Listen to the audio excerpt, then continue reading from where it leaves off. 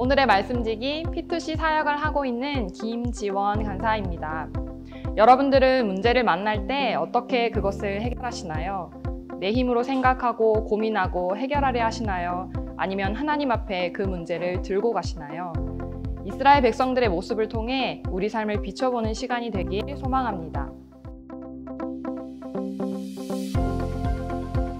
오늘 본문에는 사무엘의 아들들이 등장합니다. 그들은 아버지와 달리 이익을 따라 뇌물을 받고 판결을 굽게 하는 등 자신들의 유익을 추구합니다. 이 때문에 이스라엘 장로들은 왕을 세워달라는 요구를 하게 됩니다. 하나님과 친밀히 교제하며 이스라엘 백성의 지도자의 역할을 충실히 감당했던 사무엘과 대조되는 아들들을 볼 때 장로들은 얼마나 불안했을까요? 그들이 이끄는 이스라엘의 미래가 불확실해 보였을 것입니다. 이스라엘 백성들의 입장을 생각해 볼 때 왕을 요구하는 것이 어쩌면 정당한 요구라는 생각이 들기도 합니다. 하지만 이것은 이스라엘의 진정한 왕이신 하나님에 대한 불신이었습니다. 자신들이 안고 있는 지도자의 문제를 해결해 줄 다른 대안이 필요한데 그것이 하나님이 아니라 사람이라고 생각한 것입니다. 이스라엘 백성이 어떤 백성입니까? 하나님을 왕으로 섬기는 유일한 백성이었습니다. 그것이 이스라엘 백성의 정체성이었습니다. 하나님이 애굽에서 종살이했던 그들을 구원하셔서 자유하게 하셨음에도 이스라엘 백성들의 불신은 거듭됩니다.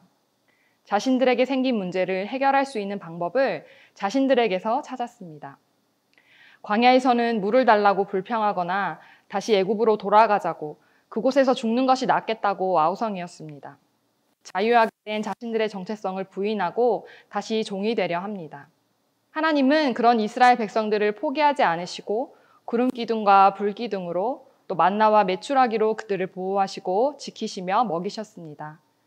하나님은 이스라엘이 회개하고 금식하며 기도할 때 언제나 이스라엘의 편에 서시고 대적을 물리쳐 주시고 이스라엘을 구원해 주셨습니다.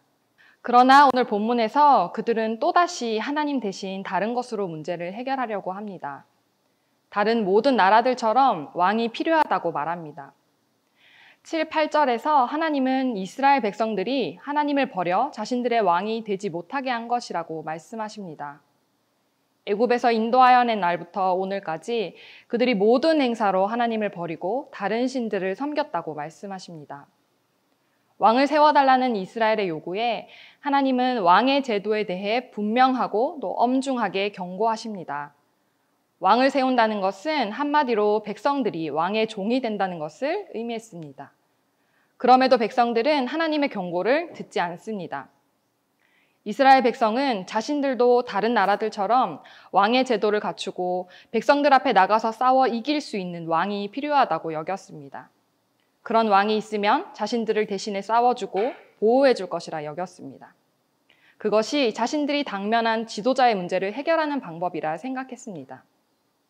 결국 그들의 선택으로 이스라엘 왕정 정치의 역사가 시작되었고 하나님이 경고하셨던 대로 백성들은 왕으로 인해 많은 고통을 받게 됩니다. 이스라엘 백성들이 당면했던 지도자의 문제, 또 계속된 이방의 침략과 억압은 우상을 버리고 하나님께로 돌아가야 해결될 문제였습니다. 문제의 본질을 보지 못한 채 사람의 눈에 좋아 보여서 선택한 해결책은 결국 또 다른 문제의 시작이 됩니다. 여러분, 삶에 해결해야 할 문제가 있으신가요? 우리의 생각에 또 우리가 보기에 좋은 해결책이 아니라 하나님께 묻고 답을 구하며 그분의 인도하심을 따라 살아가는 우리가 되길 소망합니다. 샬롬.